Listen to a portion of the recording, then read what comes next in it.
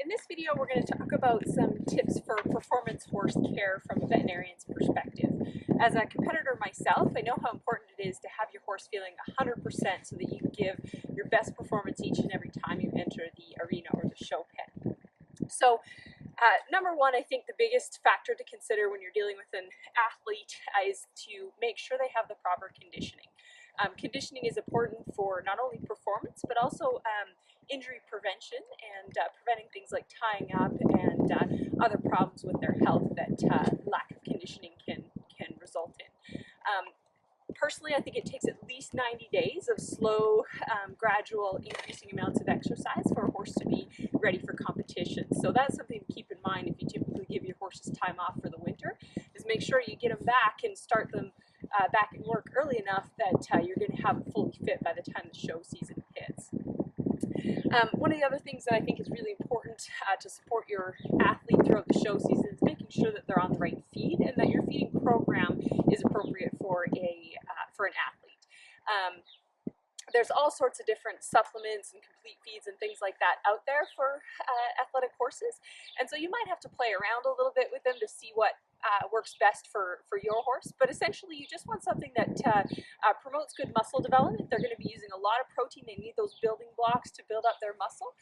Make sure there's some fat in there to maintain their body condition if you're using them quite intensively.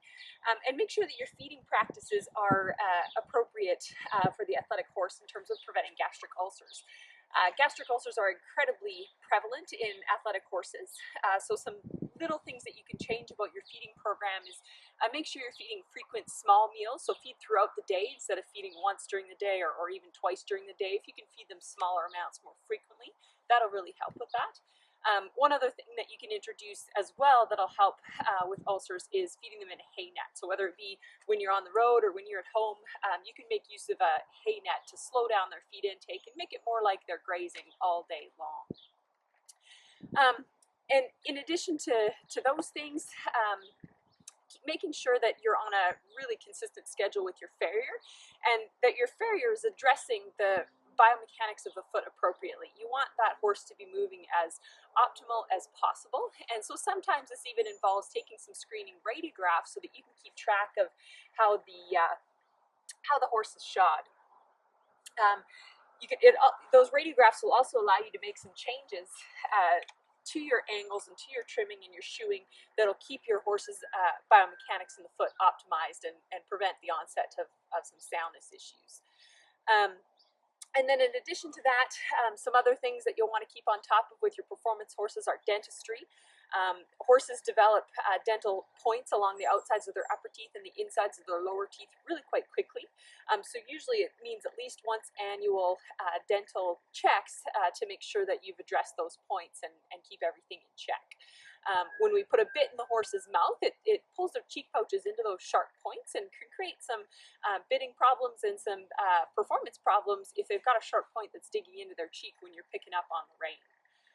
And then last but not least, and probably what most people think of in terms of veterinary care of the performance horse, is soundness.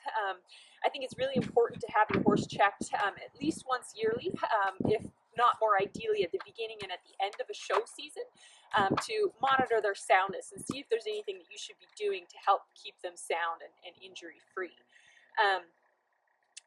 I think, whenever a horse's performance characteristics change, so if they stop turning a barrel, or they stop stopping, or something changes about the way they're performing, they miss a cow, something like that, they're usually trying to tell you something. So it could be something as simple as a piece of tack that's not fitting right, but it could also indicate an underlying problem. And the sooner you identify that and treat it, the better you're going to be off in the long run, and the quicker they're going to be at 100% again and performing for you in the arena. So hope you enjoyed those tips, and good luck out there.